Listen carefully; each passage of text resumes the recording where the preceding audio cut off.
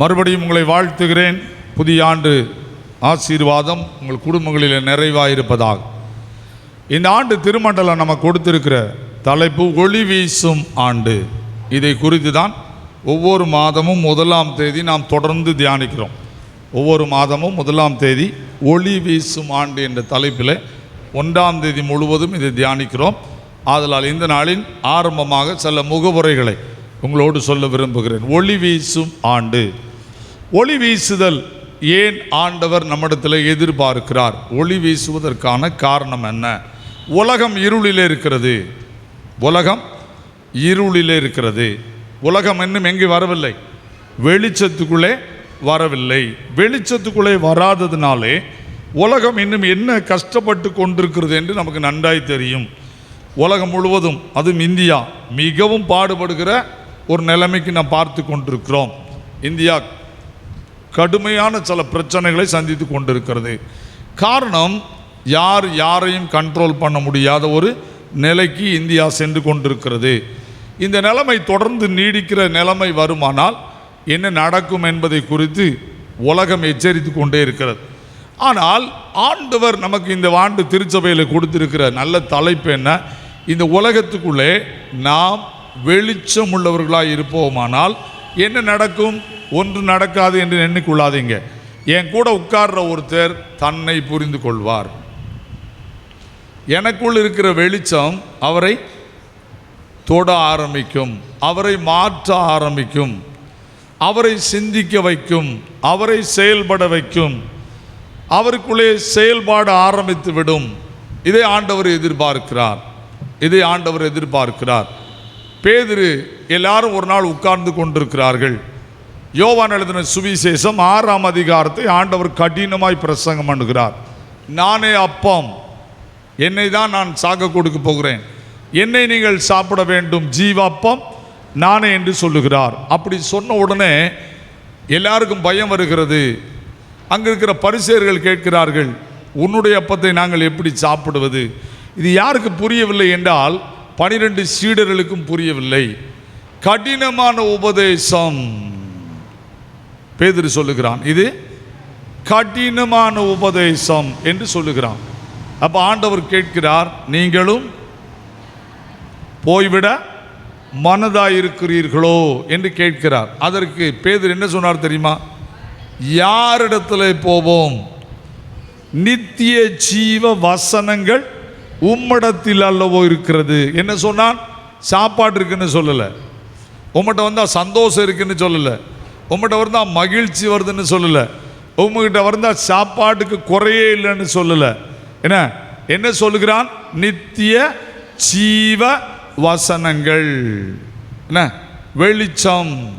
கர்த்தருடைய வசனம் எப்படி இருக்கு? வெளிச்சமும் பாதைக்கு தீபமுமாய் இருக்கிறது. ஒருவேளை இந்த உலகத்தில் நாம் வெளிச்சத்துக்குள்ளே நுழைய வேண்டும், வெளிச்சத்துக்குள்ளே காட்ட வேண்டும். சாது சுந்தர் சிங் என்ற ஒரு தேவனுடைய மனிதர் அதிக நாள் இந்தியாவிலே பல இருண்ட பகுதிக்கு வெளிச்சம் கொடுத்தவர். அவர் ஒரு நாள் ரயில் பயணமாக சென்று கொண்டிருக்கிறார். அவரை சுற்றிலும் பல சாதுக்கள் ஏறிவிட்டார்கள். இவர் சாது உடையை போட்டிருக்கிறார். அவரோடு பல சாதுக்கள் ஏறி ட்ரெயினிலே அந்த புகை வண்டியில் பயணம் செய்கிறார்கள். அப்பொழுது அதில் சிலர் மந்திரவாதிகள். அந்த மந்திரவாதிகள் இவரை பார்த்த உடனே, இவர் யார்? நம் கூட்டத்தில் சேராத ஒருவன், நம்மை போல சாது ட்ரெஸ் போட்டிருக்கிறான்னு சொல்லி மந்திரம் செய்ய ஆரம்பிக்கிறார் ட்ரெயினில். இது ஒரு நடந்த சம்பவம், அவர் எழுதியிருக்கிறார். மந்திரம் செய்து கொண்டே இருக்கிறார். சாது அமைதியாக உட்கார்ந்து கொண்டிருக்கிறார். சிறிது நேரமானது. எல்லா சாதுக்களும் சேர்ந்து சாது சுந்தர் சிங் கூப்பிட்டார்கள். உங்ககிட்ட ஒரு புஸ்தகம் எடுத்து வெளியே வை அப்படின்னு சொன்னார்கள். அவர் புதிய ஏற்பாட்டை எடுத்து அப்படி தூர வைத்தார். இப்போது பார் உன்னை என்ன செய்கிறோம் என்று. திரும்ப மந்திரம் போட்டார்கள். ஒன்றும் பண்ண முடியவில்லை. சாது இடத்துல கேட்டார்கள், ஏன் உன்னை ஒன்றும் செய்ய முடியவில்லை? நீ எந்த வசனத்தில் வெளிச்சம் இருக்குன்னு சொன்னாயோ அந்த வசனம் அங்கு மட்டுமல்ல, என் இருதயத்திலும் இருக்கிறது.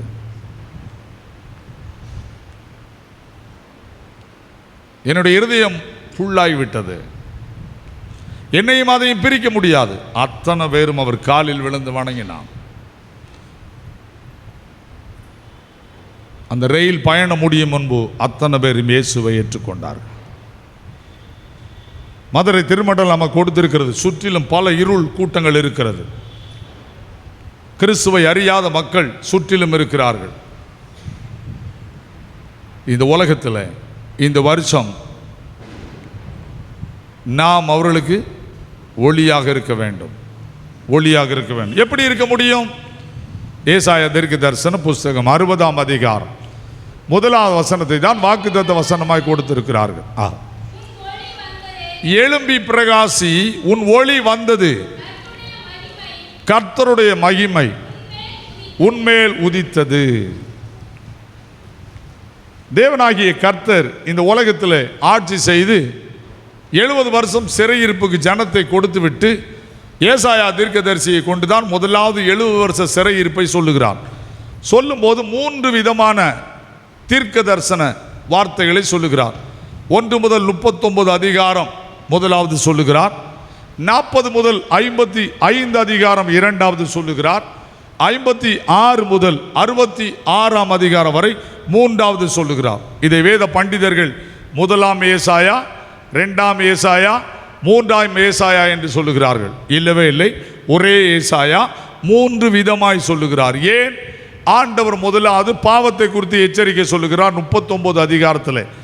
40ஆம் அதிகாரத்தில் முதல் வசனத்தில் வாசிக்கலாம், என் ஜனத்தை ஆற்றுங்கள் தேற்றுங்கள் என்று சொல்லிவிட்டு என்ன சொல்லுகிறார்? என் ஜனத்தினுடைய பாவத்தை நிமித்தம் அது ரெட்டிப்பாய் அடைந்து தீர்ந்தது என்று சொல்லிவிட்டு அதில் யோவான் ஸ்நானகனை குறித்து சொல்லுகிறார். என்ன சொல்லுகிறார்? ஒருவன் வருகிறான், அவன் என்ன செய்வான்? வனாந்தரத்திலே பாதை காட்டுவான் என்று சொல்லுகிறார். கிறிஸ்துவின் வருகையை 40வது அதிகாரத்தில் ஆரம்பிக்கிறார். அந்த 40வது அதிகாரத்திலிருந்து 55ஆம் அதிகாரம் வரைக்கும் நீங்கள் பார்த்தீர்களானால் எப்படி நடக்க வேண்டும், எந்த வீவிலை செயல்பட வேண்டும் என்று சொல்லுகிறார். ஏன்? வருகிறவருக்கு நீ உன்னை ஆயத்தப்படுத்த வேண்டும். ஒருவர் வருகிறார் என்று யோவான் ஸ்நானகன் சொல்ல போறான், அவன் வருகைக்கு நீ எதிர்நோக்கி காத்திருக்க வேண்டும். அப்படி சொல்லிவிட்டு வருகிறார். வருகிறவர் யார்? 60ஆம் அதிகாரத்தில் 56ஆம் அதிகாரத்திலிருந்து 66ஆம் அதிகாரம் வரைக்கும் அவர் சொல்லுகிறார். இந்த 65, 66 2ஆம் வருகைக்கு உட்பட்டு சொல்லுகிறார். ஒருவேளை நீங்கள் வீட்டில் போய் படியுங்கள், நிறைய விளங்காது. ஆனால் 65, 66 செகண்ட் கம்மிங் உள்ள வருது. ஆனால் இந்த 60ஆம் அதிகாரத்துக்குள்ளே எப்படி வாரார்னா, இந்த 56லேருந்தே படிச்சீங்கன்னா கிறிஸ்துவை சொல்ல ஆரம்பித்து விடுவார். கிறிஸ்துவின் குணநலங்கள் என்ன, கிறிஸ்துவின் சரியான திட்டங்கள் என்ன என்று சொல்லுகிறார். அப்படி சொல்லுகிற ஒரு வசனம் தான் ஏசாயா 60ஆம் அதிகாரம் 1ஆம் வசனம். எழும்பி பிரகாசி, உன் ஒளி வந்தது. எழும்புன்னு ஸ்டாண்டுன்னு சொல்லல, அரைஸ். அவைக்குன்னு எழுதல, அரைஸ். என்ன ஆயிட்டு? காலையில் 6 மணி ஆச்சு. கன்னியாகுமரியில் என்ன தெரியும்? சூரிய ஒளி எழும்பிட்டா உதயமாயிட்டா. சூரிய ஒளி எழும்பிட்டா உதயமாயிட்டா. சொல்லுங்க, உதயமாகிவிட்டது. என்ன அர்த்தம்? வெளிச்சம் வந்து விட்டது, ஒளி வந்து விட்டது. இந்த ஒளியை குறித்து நான் சாட்சி சொல்ல வேண்டும். அதனால்தான் யோவான் 1ஆம் அதிகாரத்தை ஒளியின் கடவுள் என்று யோவான் அழகாய் காட்டுகிறார். யோவான் எழுதின சுவிசேஷம் 1ஆம் அதிகாரத்துக்குள்ளே வருவீரானால், 1ஆம் அதிகாரத்துக்குள்ளே வருவீரானால் யாராவது வாசிங்கள் 4வது வசனம். அவருக்குள் ஜீவன் இருந்தது. நல்லா புரிஞ்சுக்கோங்க, அவருக்குள் வாழ்வு இருந்தது. ஜீவன் என்பது வாழ்வு. அவருக்குள் வாழ்வு இருந்தது. அந்த வாழ்வு எப்படி இருந்தது? எனக்கு ஒளியா இருந்தது. என்னையா வாழ்வுக்கு ஒளிக்கு என்ன சம்பந்தம்? அதை தான் நீங்க எழுதியிருக்காங்க. முதலாவது அர்த்தம் அதான், அவருக்குள் வாழ்வு இருக்கிறது. யோவான் 10ஆம் அதிகாரம் 27ஆம் வசனத்தில் சொல்றார், நானும் அவர்களுக்கு வாழ்வு உண்டாயிருக்கவும் அந்த வாழ்வு நிரம்பி வழியவும் வந்தேன். நானும் அவர்களுக்கு ஜீவன் உண்டாயிருக்கவும் அந்த ஜீவன் பரிபூர்ணம் அடையவும் வந்தேன் என்று சொல்லுகிறார். அப்படி பரிபூர்ணம் அடைய வேண்டுமானால் நான் இந்த உலகத்திலே பாவம் தெரியாதவனாய் என்னை வெளிச்சத்திலே கொண்டு என்னை பார்க்கும்போது, மற்றவர்கள் பார்க்கும்போது மத்தேயு எழுதின சுவிசேஷம் 5ஆம் அதிகாரத்தில் வாசிப்பது போல, மனிதர் உங்கள் நற்கிரியைகளை கண்டு பரலோகத்தில் இருக்கிற உங்கள் பிதாவை மகிமைப்படுத்தும்படி உங்கள் வெளிச்சம் மற்றவர்களுக்கு முன்பாக பிரகாசிக்க கடவுது. அந்த பிரகாசிக்கிற ஒரு ஒளியை இந்த உலகத்துக்குள்ளே காட்ட நான் அழைக்கப்பட்டிருக்கிறேன். நான் சாதாரணமானவன் அல்ல. என்னிலிருந்து இந்த பிரகாசிப்பிக்கிற ஒளி இந்த உலகத்துக்குள்ளே தெரிய வேண்டும். நிச்சயமாக தெரியுமா? எஸ், தெரிந்து கொண்டே இருக்கிறது. இன்னும் தெரிய வேண்டிய காலங்கள் அதிகம் இருக்கிறது. தெரிய வேண்டிய மக்கள் கூட்டம் அதிகமாக இருக்கிறது. நம்மை சுற்றிலும் வெளிச்சம் இல்லாமல் இருளிலே உட்கார்ந்து அழுது கொண்டிருக்கிற ஒரு பெரும் கூட்டம் இருக்கிறது. ஆதலால் நாம் செய்ய வேண்டியது என்ன? இந்த உலகத்தில் ஒளியை காண்பிக்க வேண்டும். அதற்கு நான் செய்ய வேண்டியது என்ன? சங்கீதங்களின் புஸ்தகம் 118ஆம் சங்கீதம் 27வது வசனத்தை வாசிப்போம். கர்த்தர் நம்மை பிரகாசிப்பிக்கிற ஒளியாயிருக்கிறார். பலிபீடத்தின் கொம்புகளில் கயிறுகளால் கட்டுங்கள். அந்த காலத்தில் பிரகாசிப்பிக்கிற ஒளியை எப்போ கொண்டு வந்தார்? பஸ்கா பண்டிகையில். அதைத்தான் அங்கே கொண்டு வருகிறான். ஐயா, வருஷம் முழுதும் பாவம் செய்து விட்டாய், வருடம் முழுதும் அநியாயம் செய்து விட்டாய், உனக்கு பஸ்கா பண்டிகை என்று ஒன்றை கொண்டு வந்து விட்டேன். அந்த பண்டிகை நாளில் நான் உன்னை பிரகாசிப்பிப்பேன். அதுக்கு நீ செய்ய வேண்டிய வேலை என்ன? பண்டிகை பலியை கொண்டு போய் பலிபீடத்தின் கொம்புகளில் கயிறுகளால் கட்டுங்கள். என்ன அர்த்தம்? வாழ்க்கையில வரும்போது நீ செய்த பாவத்தினுடைய விளைவு உனக்கு தெரியும். நீ எந்த பாவத்தில் சிக்கி இருக்கிறாய் என்று தெரியும். உனக்கு நியாயப்பிரமாணம் என்ற ஒன்றை தந்திருக்கிறேன். அந்த நியாயப்பிரமாணத்தை எதில் மீறி கெட்டு போனாய் என்று உனக்கு தெரியும். ஆதலால் இந்த உலகத்தில் நீ பாவத்தை உலகத்துக்கு காட்டி இந்த உலகத்தில் மோசமான வாழ்க்கை வாழ்கிறாய். எப்படி வாழ்ந்தார்கள் தெரியுமா? வாசிங்கள், எசேக்கியேல் 5ஆம் அதிகாரம் 5ஆம் 6ஆம் வசனத்தை வாசிங்கள். இஸ்ரவேல் ஜனங்கள் எப்படி வாழ்ந்தார்கள்? கர்த்தராகிய ஆண்டவர் சொல்லுகிறது என்னவென்றால், அதை எருசலேம் புறஜாதியின் நடுவிலே நான் அதை வைத்தேன்.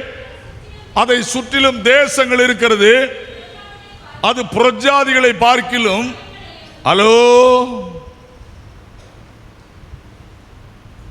பஸ்கா பண்டிகை கொடுத்து பாவ மன்னிப்பை பெற்று நீ ஒளியா மாறணும்னு சொன்னார். யார? இஸ்ரவேல் ஜனங்களை. ஆனால் அவர்கள் என்ன ஆனார்கள்? புறஜாதிகளின் மத்தியில் ஒரு விளக்க போல வைத்தார். என்ன மத்தேயு 5ஆம் அதிகாரத்தில் சொல்லியிருக்கலாம். என்ன சொல்லியிருக்கு? நீங்கள் பூமிக்கு உப்பா இருக்கிறீர்கள். உப்பானது சாரமற்று போனால் எதனால்? சாரமாக்கப்படும். வெளியே கொட்டப்படுவதற்கும் மனிதனால் மிதிக்கப்படுவதற்குமே அன்றி வேறு ஒன்றோதுக்கும் உதவாது. நீங்கள் பூமிக்கு வெளிச்சமாயிருக்கிறீர்கள். மலையின் மேல் இருக்கிற பட்டணம் மறைந்திருக்க மாட்டாது. அப்போ ஐயா, இந்த உலகத்தில் இயேசு வெளிச்சமாய் வந்து விட்டார். இயேசு பழைய ஏற்பாட்டு காலத்தில் மகிமையான ஒளியாய் இருந்தார். என்ன, அந்த ஒளியை இஸ்ரவேல் ஜனங்களுக்குள்ளே பிரகாசிக்கும்படி செய்தார். எப்போது? பஸ்கா பண்டிகை அன்றைக்கு அவர்கள் தங்கள் பாவத்தை கொண்டு வந்து அறிக்கையிட்டு அந்த அந்த அந்த கொடுத்த போற பலி மேல் தலையிலே கை வைத்து அது ஆரோனிடத்தில் கொடுக்க வேண்டும். ஆரோன் அதை பலி செலுத்துவான். பலி செலுத்தி இரத்தத்தை பலிபீடத்தில் சொலித்து உங்களுக்கு சமாதானம் என்று சொல்லுவான். அப்பொழுது அவர்களில் இருந்த பாவம் அவர்களை விட்டு நீங்கிவிடும். அவர்களுக்குள் தேவன் ஒளியாய் வந்து விடுவார். இதை வருடா வருடம் யார் செய்தார்? யூதர்கள் செய்தார்கள். ஆனால் அவர்களால் ஒளியில் நிலைத்திருக்க முடியவில்லை. ஒளியாகவே மாற முடியவில்லை. ஒளிக்கும் அவர்களுக்கும் சம்பந்தம் இல்லாமல் போய்விட்டது. அதைத்தான் இங்கு சொல்லுகிறான். அவர் புறஜாதிகரை பார்க்கிலும், வாசிங்க, என் நியாயங்களையும் சுற்றில் இருக்கிற தேசங்களை பார்க்கிலும் என் கட்டளைகளையும் அக்கிரமமாக மாற்றி போட்டது. அவர் என் நியாயங்களை வெறுத்து, நல்லா புரிஞ்சுக்கோங்க, என்ன ஆயிட்டாங்க? என் கட்டளையின்படி நடவாமற் போனார்கள். 11வது வசனம், சி என்று இழைக்கப்பட்டதும் அருவருக்கப்பட்டதுமான உன் கிரியைகளால்.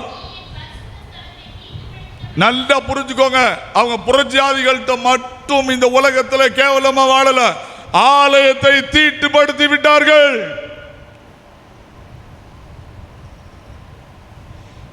ஆலயத்தை தீட்டுப்படுத்தி விட்டார்கள். நான் அதை எசேக்கியேல் முழுசும் சொன்னா யோசிப்பீங்க என்னெல்லாம் செய்தாங்கன்னு 8-9 அதிகாரத்தில் இருக்கு, வீட்டில் போய் படிச்சுக்கோங்க.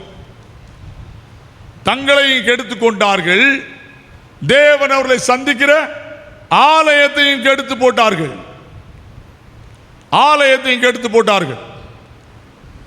இப்ப ஒளி பிரகாசிக்க முடியல, ஒளி பிரகாசிப்பிக்க முடியல. இந்த காலகட்டத்தில் தான் ஏசாயா கோயிலுக்கு வரார். கோயிலில் என்ன நடந்துட்டு, என்ன ஆசாரிய மட்டும்தான் பலி செலுத்தணுமோ, நானும் ஆலயத்துக்குள்ள போய் பலி செலுத்துவேன். உசியா ராஜா உள்ள போனா நெற்றியில குஷ்டம் எழுந்தது, வெளியே வந்தான். இதை கேள்விப்படுகிறான் ஏசாயா. ஆலயத்துக்குள்ளே ஆண்டவர் செயல்படுகிறார் என்று பயப்படுகிறான். எப்படி செயல்படுகிறார்? கடினமாக செயல்பட்டு விட்டார். ஆதலால் எனக்கு இந்த ஊழியம் வேண்டாம் என்று ஏசாயா ஓடி வருகிறான். ஏசாயா ஓடி வருவதுதான் ஏசாயா 9ஆம் அதிகாரத்திலே சொல்லப்பட்டிருக்கிறது. ஐயா, அவன் ஓடி வருகிறான், ஆலயத்துக்குள்ளே ஆண்டவர் இருக்கிறார். இப்ப ஆண்டவர் ஆலயத்தில் ஏசாயாவுக்கு தென்படுகிறார்.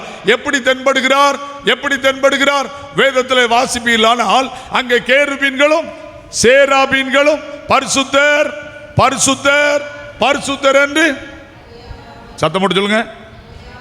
ஆனா ஆலயத்தை கெடுத்துட்டாங்க, ஆலயத்துக்குள் இருக்கிறவரை கெடுக்க முடியல. அதான் அந்த பைபிள்ல சொல்லப்பட்ட வேர்டு. ஆலயத்தை கெடுத்துட்டா ஆலயத்துக்குள் இருக்கிறவர் ஒன்னால கெடுக்க முடியாது. அதனால தான் ஏசாயா என்ன பண்றான் தெரியுமா? பார்க்கிறான், ஓஹோ ஆலயம் கெட்டிருக்கு, ஆனா ஆலயத்துக்குள்ள ஒருவர் இருக்கிறார். அவர் யார்? இயேசு. இதை வைத்துதான் சாலமோன் சொன்ன ஆலயத்திலும் பெரியவர் இங்கே இருக்கிறார்.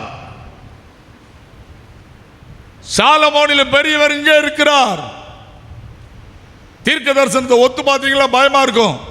இயேசு சொன்னார், ஆலயத்திலும் பெரியவர் இங்கே இருக்கிறார். இந்த ஆலயத்தை தீட்டுப்படுத்தலாம், ஆலயத்தை வேண்டாம் என்று சொல்லலாம், ஆனால் ஆலயத்திலும் பெரியவர் இங்கே ஒருவர் இருக்கிறார். அவரை யாரும் தீட்டுப்படுத்தவே முடியாது. இதை விளக்கத்தான் இந்த 118ஆம் சங்கீதமே எழுதப்படுகிறது. இப்ப நீங்க பாருங்க, பண்டிகை பலியை கொண்டு போய் பலிபீடத்தின் கொம்புகளில் கயிறுகளால் கட்டுங்கள். ஏன் கெட்டியதை பலி செலுத்து, உன் பாவத்தை நீங்க செய்து பஸ்கா பண்டிகையிலே உன்னை ஒளி வீச செய்வேன். இப்போ ஒளி வீச முடியாத இஸ்ரவேல் ஜனங்கள், ஒளி வீச முடியாத இஸ்ரவேல் ஜனங்கள், அதை நான் விளக்க விரும்பல. ஏன்னா மல்கியாவுக்கு போகணும், நான் அதை விளக்கன்னா மல்கியாவுக்கு போகணும். என்ன ஆனாங்க? எல்லா நிலைமையிலையும் முடிஞ்சு போனாங்க. ஆண்டவர் பார்த்தா இப்போ இவங்களை மறுபடியும் என்ன செய்யணும்? ஒளியாக்க வேண்டும். ஆதலால் ஏசாயா வைத்து சொன்னார், எழும்பி பிரகாசி. சொல்லு. எப்பா நீ இருட்டா போன, உனக்குள்ள இருள் வந்துருச்சு, இனி உன்னால ஒண்ணுமே செய்ய முடியாது. இப்போ நான் உதித்து வருகிறேன். இயேசு கிறிஸ்து, நான் உதித்து வருகிறேன். அந்த ஒளி என்ன செய்யும்? அதுதான் சொல்லி, அவருக்குள் வாழ்வு இருந்தது, அந்த வாழ்வு மனுஷனுக்கு ஒளியாயிருந்தது. அந்த வாழ்வு மனுஷனுக்கு ஒளியாயிருந்தது. அந்த ஒளி இருளில பிரகாசிக்கிறது. எங்க பிரகாசிக்குமா? இருள் எங்க இருக்கு? நம்ம ஒரு பாட்டு பாடுவோம்ல, பாவ இருள் என்னை வந்து தேவன் அவர் தீபமாய் என்னை தேற்றினார், ஆனந்தம் கொள்ளுவேன் உயிருள்ள நாள் வரையில், அல்லேலூயா ஆனந்தம் கொள்ளுவேன்.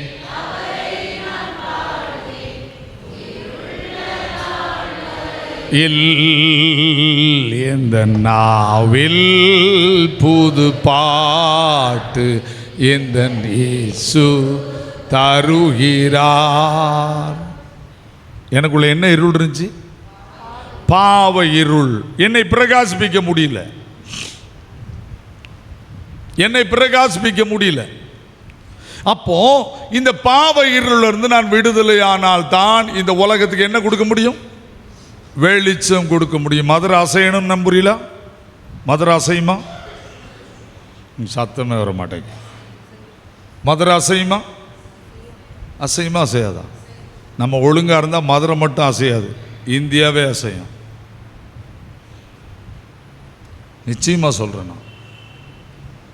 நீங்கள் நினைக்கிங்க ஆண்டவர் யார்? சகல வலிமை உடையவர். அவருக்கு முடியாதது ஒன்றுமே கிடையாது, ஒன்றுமே கிடையாது. அவரால் முடியாதது உலகத்தில் எதுவுமே கிடையாது. அப்போ நம்மை சுற்றி இருக்கிற ஜனங்கள் கிறிஸ்துவை அறிய வேண்டும் என்று நாம் விரும்ப வேண்டும். அதற்கு நான் வெளிச்சமாய் மாற வேண்டும். என்னிலிருந்து ஒளி பிரகாசிக்க வேண்டும். எப்போது பிரகாசிக்கும் ஐயா? இயேசு வந்து விட்டார், இயேசு வந்து விட்டார். 2000 வருடத்தை தாண்டி போய்கிட்டு இருக்கோம். இன்னும் ஒளி உலகத்தை பற்றி பிடிக்க மாட்டேங்கி. என்ன செய்யணும்? வாசிப்போம். யோவான் எழுதின சுவிசேஷம் 12ஆம் அதிகாரம். யோவான் எழுதின சுவிசேஷம் 12ஆம் அதிகாரம் 35 36 வசனத்தை வாசிக்கணும். நல்லா பாருங்க. இயேசு மரிக்க போகிறார். லாசருவை உயிரோடு எழுப்புகிறார். லாசருவை உயிரோடு எழுப்பி கொடுத்து பவனி செல்லுகிறார். பவனி செல்கிற காலங்களிலே ஆண்டவர் பிரசங்கம் பண்ணுகிறார். இஸ்ரவேல் ஜனங்களுக்கும் சீடர்களுக்கும் என்ன பிரசங்கம் பண்ணுகிறார்? இன்னும் கொஞ்ச காலம் ஒளி உங்களோடு இருக்கும். என்னது? நல்லா புரிஞ்சுக்கோங்க. ஒளி கொஞ்ச காலம் உங்களோடு இருக்கும், ஆதலால் நீங்கள் இருளில் அகப்படாதபடிக்கு ஒளி உங்களோடு இருக்கையில் நடவுங்கள். இருளில் நடக்கிறவன் தாம் போகிற இடம் இன்னதென்று அறியான்.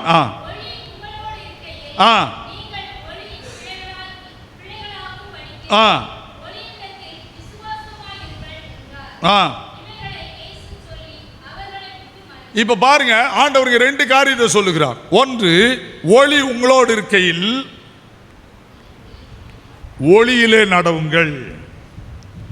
ஒளி உங்களோடு இருக்கையில் நீங்கள் ஒளியின் பிள்ளைகளாய் மாறுங்கள். 2 காரியம் சொல்லப்படுது புது வருஷத்தில்.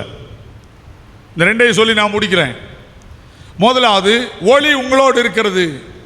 ஆண்டவர் பிறந்தாச்சு, ஒளியோடு வந்துட்டார். இப்போ ஒளி நம்மோடு இருக்கு. முதல்ல என்ன செய்யணும் தெரியுமா? ஒளியின் பிள்ளைகளாகும்படி ஒளியினிடத்தில் விசுவாசமாயிருங்கள். இயேசு ஒருவரே ஆண்டவர் என்று நீங்கள் இந்த உலகத்தில் அறிக்கையிடுங்கள். அதற்கு நீங்கள் செய்ய வேண்டியது என்ன? யோவான் எழுதின சுவிசேஷம். யோவான் எழுதின சுவிசேஷம். திருச்சபை ஏன் இன்னும் ஒளிக்குள்ளே வர மறுக்கிறது? திருச்சபையின் மக்கள் ஏன் இன்னும் ஒளிக்குள்ளே வர முடியாமல் கஷ்டப்படுகிறார்கள்? கொஞ்சம் உள்ள இருக்கிறேன், 3/4 வெளியே இருக்கு. 1% உள்ள இருக்கேன், 99% வெளியே இருக்கேன். ஆண்டவரிடத்தில் ஒருத்தன் வந்தான். என்ன? ஆண்டவர் வந்து சொல்ற, ஆண்டவன் மாறே, ஆண்டவரே நித்திய ஜீவனை பெற்றுக்கொள்ள நான் என்ன செய்ய வேண்டும்? மத்தேயு 18 லூக்கா 18:2 இருக்கு. புரிஞ்சுட்டா? இப்ப ஆண்டவர் சொல்றாரு, என்ன சொல்றாரு? கற்பனைகளை கை கொள்வாயாக. உடனே என்ன சொன்னா? சின்ன வயசுல இருந்து கை கொண்டிருக்கேன். சூப்பரா சொன்னாலா? ஆனா அவனை பார்த்து ஆண்டவர் என்ன சொன்னார் தெரியுமா? சூப்பர்லாம் சொல்லல. இன்னும் ஒன்னிடத்துல ஒரு குறை இருக்கிறது. உனக்கு உண்டானதை விற்று தரித்திரத்தை கொடுத்துட்டு என்னை பின்பற்றி வா. இந்த இடத்துக்கு யாரும் வர மறுக்கிறோம். ஊழியக்காரனா சொல்றேன். ஆண்டவர் யார்? எனக்குள்ள இருந்து ஒளியை பிரகாசிக்க செய்ய வேண்டுமானால் ஒரு குறைய கூட இருக்கக்கூடாதுன்னு சொல்றார். ஏன் ஒரு குறை இருக்கக்கூடாது? செத்த ஒரு ஈ. பிரசங்கி 12ஆம் அதிகாரம் 1-2 வசனத்தை படிக்கணும். செத்த ஒரு ஈ தைலக்காரனுடைய முழு குப்பியை நார பண்ணிவிடும். ஒரு பாவம், ஒரு பாவி அநேக நன்மையை கெடுப்பான். பாவம் செய்கிற ஆத்மா சாகும். இயேசு யார்? கரை திரை இல்லாமல் என்னை பார்க்கிறவர். என்னுடைய அவர் கையில அழகாய் வைத்து பார்க்கிற. எப்படி பார்க்கிறார் தெரியுமா? அலங்காரமான கிரீடம், ராஜ முடி, என்னை கழுவி சுத்தமாக்கி அவர் எப்படி பார்க்கிறார் தெரியுமா? என் மகன் அலங்காரமா இருக்கிறானா? சுத்தமா இருக்கானான்னு பார்க்க மாட்டாரு. நம்ம சுத்தமா தான் பார்ப்போம். அவரு அலங்காரமா. இந்த வார்த்தையை பார்த்தீங்களா அழுவீங்க. என் ஆண்டவர் யார்? என்னை உலகத்தார் பார்க்கும்படி என்னை பிரகாசிப்பிக்க செய்கிறவர். என் ஆண்டவர் யார்? அலங்காரமான கிரீடமாய் பார்க்கிற வைக்கிறவர். பார், இவன் யார்? இவன் யார்? அலங்காரமான கிரீடம், ராஜமுடி. யோசிங்கய்யா, கிறிஸ்து யார்? ஒளி என்ன? ஏன் அந்த ஒளிக்குள்ளே வர முடியவில்லை? யோவான் எழுதின சுவிசேஷம் 3ஆம் அதிகாரம்.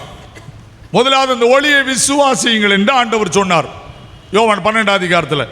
இப்போ என்ன நடக்கு? வாசிக்க பார்ப்போம். 3ஆம் அதிகாரம் 18, 19, 20. நல்லா புரிஞ்சுக்கோங்க. ஒளியை விசுவாசிக்க வேண்டும் என்று சொல்லிவிட்டேன். இப்போ அவரை விசுவாசிக்கிறவன் எங்க போக மாட்டான்? ஆக்கணைக்குள்ளாக தீர்க்கப்படான்.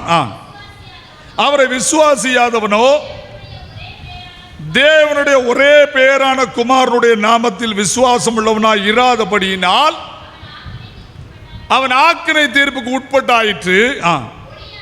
ஹலோ, என்ன அழகா எழுதியிருக்கு. ஏன் நீங்க விசுவாசிக்கல? ஏன் இன்னும் ஆக்கணை தீர்ப்புக்குள்ளவளா இருக்கீங்க? உங்க உள்ளத்துல பயம் இருக்கு, எரிச்சல் இருக்கு, கோபம் இருக்கு, சண்டை போடுற குணம் இருக்கு. ஏன்?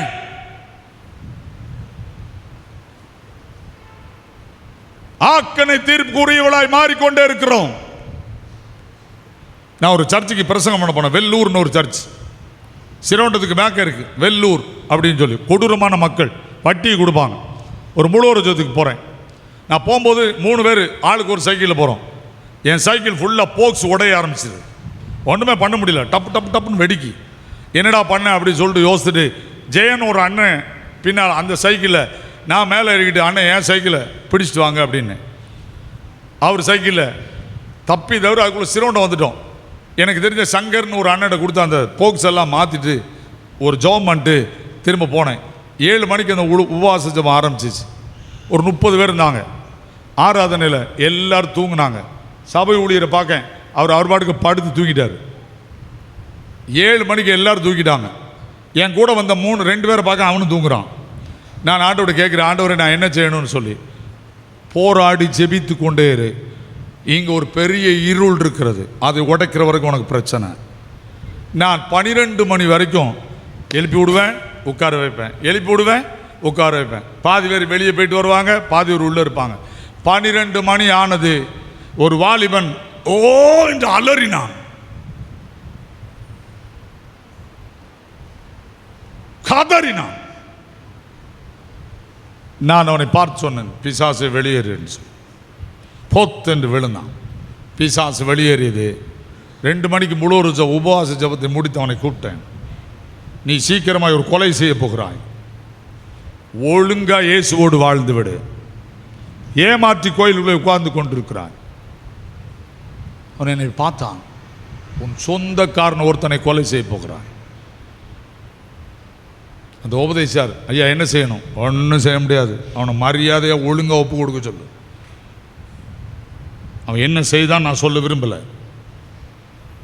நான் வண்டி எடுத்து என் வீட்டுக்கு போனேன். 13வது நாள் அவன் மனைவியோடு பேசி கொண்டிருந்த அவருடைய சித்தி மகனை கடப்பாறையால் அடித்து கொன்றான். சந்தேகப்பட்டு. ஹலோ, இயேசு யார்?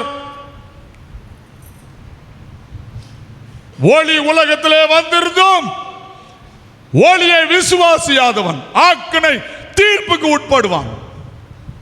எப்ப வரும்னு தெரியாது.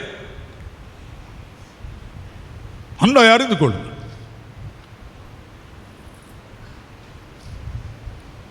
ஒரு குறை எனக்குள்ள இருக்கக்கூடாதுன்னு விரும்புகிறவரை நான் தெய்வமாய் கொண்டிருக்கிறேன். இப்ப என்ன சொல்றாரு வாசிங்க. இப்போ அந்த 3ஆம் அந்த இருளை வாசிங்க. ஒளியானது உலகத்தில் வந்திருந்தும் மனுஷனுடைய கிரியைகள் எப்படி இருக்கு? யாருக்கு பொல்லாதா இருக்கு? உங்களுக்கு, ஆண்டவருக்கா? ஹலோ, அந்த பைபிளை நிறுத்தி படிக்கணும். இப்போ மனுஷருடைய கிரியைகள் உங்களுக்கு பொல்லாதா இருக்கா, ஆண்டவருக்கு பொல்லாதா இருக்கா? ஆண்டவருக்கு. அவருக்கு பிடிக்கல. பொல்லாதவளா இருக்கிறபடியால் ஒளியை பார்க்கிலும் இருளை விரும்பு. நான் ஒளியை விட இருளை விரும்புகிறேன். நான் பேசணும்னா பிரித்து விடுவேன். அப்படிங்க, நான் பேசணும்னா எவனையா முன்னால் நிற்க முடியாது. ஒளியை பார்க்கிலும் இருளை விரும்புகிறாய்.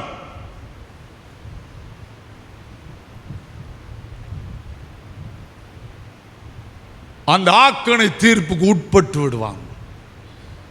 ஆதலால் என்ன செய்கிறாங்க? வாசிக்க பார்ப்போம். பொல்லாங்கு செய்கிற எவனும் ஒளியை பகைக்கிறான், கிறிஸ்துவை பகைப்பான்.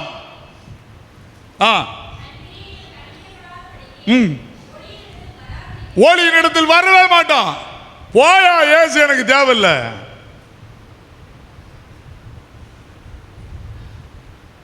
முதலாவது சொல்லுகிறேன், ஒளியை பகைக்காதிருங்கள். ஒளியை முதலாவது விசுவாசியுங்கள். விசுவாசித்தா என்ன செய்யணும் தெரியுமா? அங்கிட்ட என்கிட்ட கோபம் இருக்கு, என்கிட்ட எரிச்சல் இருக்கு, என்கிட்ட இன்ன குணம் இருக்கு, என்னை மன்னியும். இல்லாவிட்டால் நீ விட்ட பாவம் உன்னை தொடரும். ஒரு பாவம் பல பாவத்தை கூட்டி உன்னை இருளில் தள்ளும். அதை யாராலும் தடுக்க முடியாது. நான் அதுக்கு விளக்கண்ணா நீதிமொழிகளுக்கு போகணும், நான் சொல்ல விரும்பல. அடுத்து நீங்க வாசிங்க.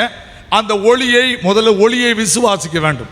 ரெண்டாவது ஒளியில நடக்க வேண்டும். யோவான் 12 அதிகாரத்தில் அதான் சொல்றாரு.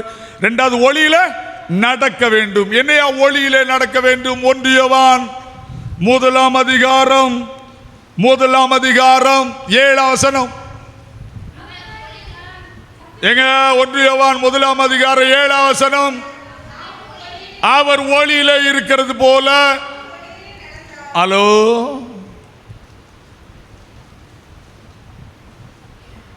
என்ன இப்படி சொல்லியிருக்கு? நான் ஒளியில நடக்கேன் அப்படின்னா என்ன அர்த்தம் தெரியுமா? பாவம் இல்லாமல் வாழ்வேன். அதான் எழுதியிருக்கு. அவர் ஒளியில இருக்கிறது போல நானும் ஒளியிலே நடந்தால் ஒருவரோடொருவர் ஐக்கியப்பட்டிருப்போம். அவருடைய குமாரனாகிய இயேசு கிறிஸ்துவின் ரத்தம் சகல பாவங்களை நீக்கி என்னை சுத்திகரிக்கும். ஐயா, நான் கோபப்பட்டேன், நான் கெட்டார் சொல்லி ஏசிட்டேன், அல்லது ஒரு ஆளை கூப்பிட்டு அடிச்சிட்டேன், இப்ப எனக்குள்ள குத்தும். அது ஆண்டவரே, நான் செய்தது பாவம்.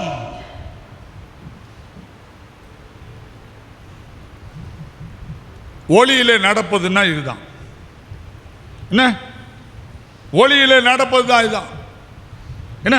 இயேசு கிறிஸ்துவின் ரத்தம் சகல பாவங்களை நீக்கி நம்மை, அடுத்த வசனம் சொல்றார், நமக்கு பாவம் இல்லை என்போமானால் நம்மை நாமே வஞ்சிக்கிறவளாய் இருப்போம். உன்னை நீனே கெடுத்துக் கொள்வாய். நீ செய்த தப்பை நீ மன்னிப்பு கேட்காவிட்டால் நீ உன்னை கெடுத்துக் கொள்வாய். யாரு தப்ப இயலாது, நானும் தப்ப இயலாது. ஒளி என்பது விளையாட்டு அல்ல. இப்ப யோசிங்க,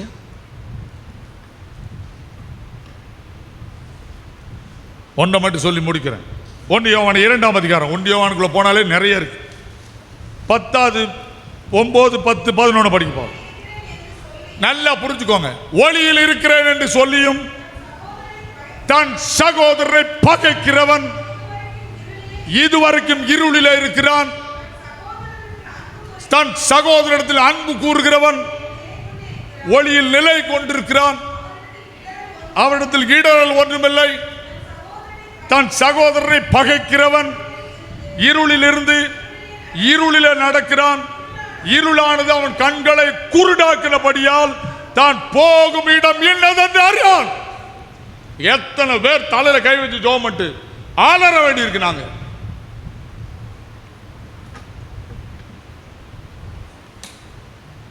ஏன் ஒளியை பகைக்கிறது? ஒளியில நடக்க விருப்பம் இல்லை. நான் கிறிஸ்தவன் என்று சொல்லிக் கொள்வோம். அதனால்தான் ஆண்டவர் சொன்னார் நீதிமொழிகளில், துன்மார்க்கர் போடு வெளிச்சமும் பாவமே. சிலுவையில் அவர் ரத்தம் சிந்தி விட்டார். அவர்கிட்ட யாரு கை நீட்டி என்ன சொல்ல முடியாது. உங்கள்கிட்ட குற்றம் இருக்குன்னு சொல்ல முடியாது. பாவம் இல்லாதவர் என்னை அவரை போல மாற்ற துடிக்கிறார்.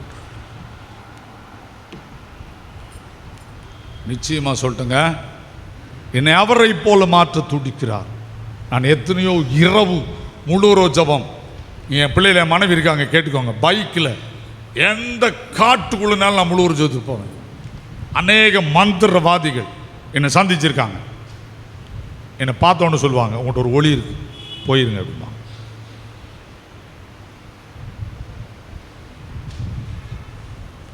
பயப்படாத, உலகத்தில் இருக்கிறவனிலும் சரி, பயப்படாதீங்க, பயப்படாதீங்க. ஒளி உங்களோடு இருக்கும், அது இருளிலே பிரகாசிப்பிக்கும். இருளானது அதை பற்றி கொள்ளவே முடியாது. இருள் ஒன்றை பிடிச்சு வைக்கவே முடியாது. இப்போ இருள் இல்லாமே இருக்கு, உலகம் முழுசு என்ன இருக்கு? இருள் இருக்கு. இங்கே ஏன் இல்லை? ஒளி இருக்கிறது. இதுதான் கிறிஸ்தவம். என்ன நான் சொல்றது உங்களுக்கு புரிஞ்சுட்டா?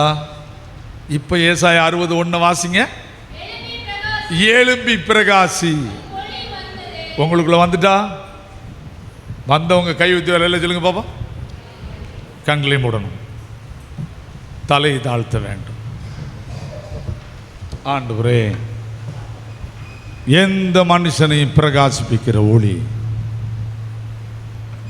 38 வருஷம் படுத்திருந்தவனை பிரகாசிப்பிக்க செய்தார். உலகமெல்லாம் தூற்றின சமாரியா ஸ்திரியை ஊருக்குள்ள போய் சொல்ல செய்த அற்புதம் செய்தார். அவர்கிட்ட கொண்டு வந்த விபச்சார ஸ்திரியை பிரகாசிப்பிக்க செய்தார். குஷ்டரோகி தொட்டு விடுதலையாக்கி பிரகாசிப்பிக்க பண்ணார். நாகமான் ஒருத்தனை தொட்டு சுகமாக்கி சீரியா நாட்டிலே அதிசயம் நடக்க செய்தார். அந்த ஆண்டவர் உயிரோடு இருக்கிறார். வருஷங்கள் வரலாம் போகலாம். ஒளியை விசுவாசிக்கிறீர்களா? ஒளியிலே நடக்க விரும்புகிறீர்களா? இயேசுவே என்னை உமக்கு தருகிறேன், இயேசுவே என்னை உமக்கு தருகிறேன். கிருபை நிறைந்த ஆண்டவரே, இந்த புதிய ஆண்டுக்காக ஸ்தோத்திரம். ஒரு நல்ல தலைப்பை பேராயர் உள்ளத்தில் நீர் கொடுத்து எங்கள் மதுரையை சுற்றிலும் இருக்கிற இருள் மாற வேண்டும் என்று ஒரு தரிசனத்தை அவர் கண்டு, ஆண்டவரே இந்த வருஷத்தில் இதைத்தான் செய்ய வேண்டும், இந்த வேதத்தின்படி நடக்க வேண்டும் என்கிற ஒரு வாக்கு தத்தத்தை கொடுத்து இந்த திருமண்டலத்தினுடைய மக்கள் ஒளியாய் மாற வேண்டும் என்று கற்றுக் கொடுத்ததற்காக ஸ்தோத்திரம். என்னையும் எங்களையும் அர்ப்பணிக்கிறோம். நாங்கள் ஒளியை விசுவாசிக்கவும் ஒளியிலே நடக்கவும் எங்களை பார்க்கிறவர்கள் எங்கள் நற்கிரியைகளை கண்டு பிதாவை மகிமைப்படுத்துகிற அளவுக்கு நாங்கள் ஆசீர்வதிக்கப்படவும் உதவி செய்ய வேண்டும் என்று இயேசு கிறிஸ்துவின் மூலம் ஜெபிக்கிறோம் பிதாவே, ஆமென்.